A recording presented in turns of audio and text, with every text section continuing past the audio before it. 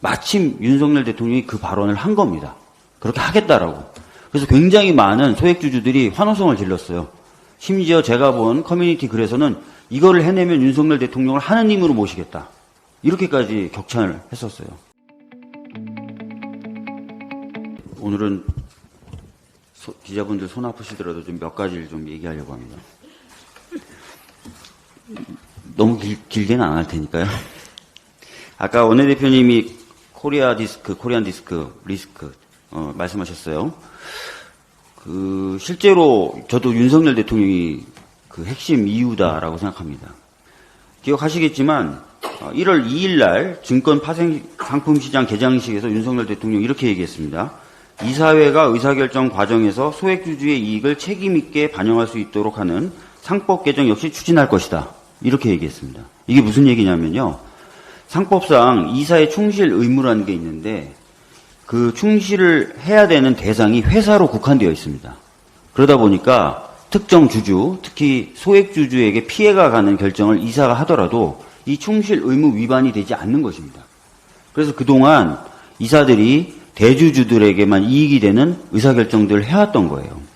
대표적인 게 LG화학의 물적 분할, 그리고 물적 분할된 회사가 LG 에너지 솔루션으로 상장되는 그런 과정이었죠. 이런 걸 막기 위해서 아까 윤석열 대통령이 이야기한 것처럼 이사들의 결정 과정이 소액주주의 이익을 반영할 수 있도록 그렇게 상법 개정을 하자라는 논의가 계속 있어 왔는데 마침 윤석열 대통령이 그 발언을 한 겁니다. 그렇게 하겠다라고. 그래서 굉장히 많은 소액주주들이 환호성을 질렀어요. 심지어 제가 본 커뮤니티 글에서는 이거를 해내면 윤석열 대통령을 하느님으로 모시겠다. 이렇게까지 격찬을 했었어요. 그런데 보름이 지난 1월 17일 날 법무부가 자료를 발표합니다. 법무부가 국민과 함께하는 민생토론회 자료를 발표하는데 그런 내용을 안 하겠다.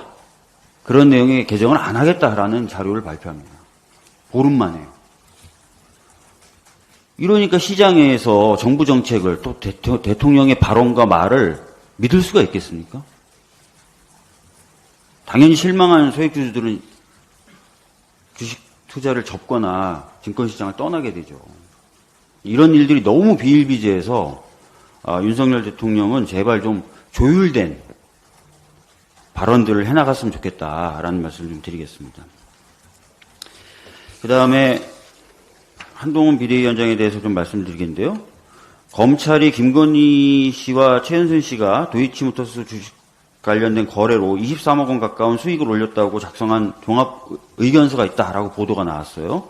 그래서 한동훈 비대위원장에게 기자분이 질문을 했죠. 그랬더니 옛날 문재인 정권에서 작성한 데 문서 아닙니까? 그럼 그때 왜 기소를 안 했죠? 라고 답변을 했다는 거예요.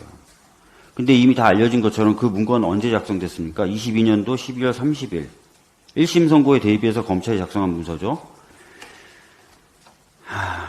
한동훈 법무부 장관 휘하의 검사들이 만든 보고서입니다. 이런 보고서가 있었는데도 기소를 안 했다는 거죠. 한동훈 장관 휘하의 검사들이요. 그럼 그 책임을 져야죠. 그리고 더 문제가 있는 게 뭐냐면 한동훈 비대위원장은 법무부 장관 시절에 말버릇처럼 문재인 정권 시절의 검사, 윤석열 정권 시절의 검사 이렇게 나눕니다. 검사를. 정권을 기준으로. 검사가 전 정권 검사, 현 정권 검사가 있다. 이런 사고방식이 타당합니까? 근데 이런 사고방식을 갖고 있는 또 한 사람이 있어요. 바로 한동훈 법무부 장관 시절에 검증했던 신원식 국방부 장관. 문재인 정부 시절에 용사가 있고 윤석열 정부 시절에 용사가 있다는 거예요. 군인도 정권 내에 따라서 나뉜다는 겁니다. 굉장한 갈라치기고요. 공무원이 지켜야 될 정치적 중립성을 훼손시킬 수 있는 그런 발언입니다. 상당히 심각한 발언이다라고 말씀드리겠습니다. 이거 하나 더 말씀드릴게요. 해병대원 사망사건 경찰 녹취록 공개됐는데 굉장히 내용이 충격적입니다. 사건을 경북경찰청이 해병대 수사관들로부터 넘겨받은 다음에 그걸 다시 군 검찰로 넘겨준 거예요. 그리고 나서 자기네들 지도부, 지휘부하고 모여가지고 사건을 어떻게 할 건지 막 회의했던 내용이 담긴 녹취록이 나온 겁니다. 그 내용을 실토하는 녹취록이 나온 건데 말이 안 되죠. 자기네들이 관할해야 될 사건을 넘겨받은 다음에 그거를 그대로 보내고 나서 그걸 지도부가 어떻게 사후 처리를 할지를 회의를 했다. 이것은 이 전방위적으로 외압이 작용했다는 것을 증명할 수 있는 내용이었습니다. 근데 이 녹취록을 듣다 보면 막 눈물이 흘러요. 눈물이 흐르는데 해병대 수사관이 그럽니다. 저희는 법대로 했는데 저희한테 왜 이러십니까?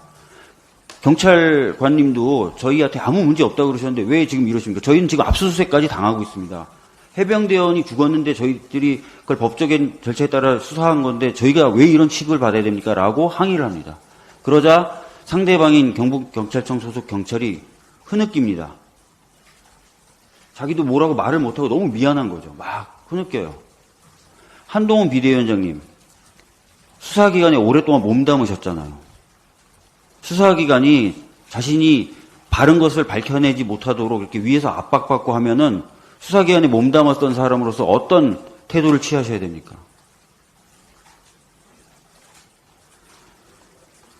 저는 국정조사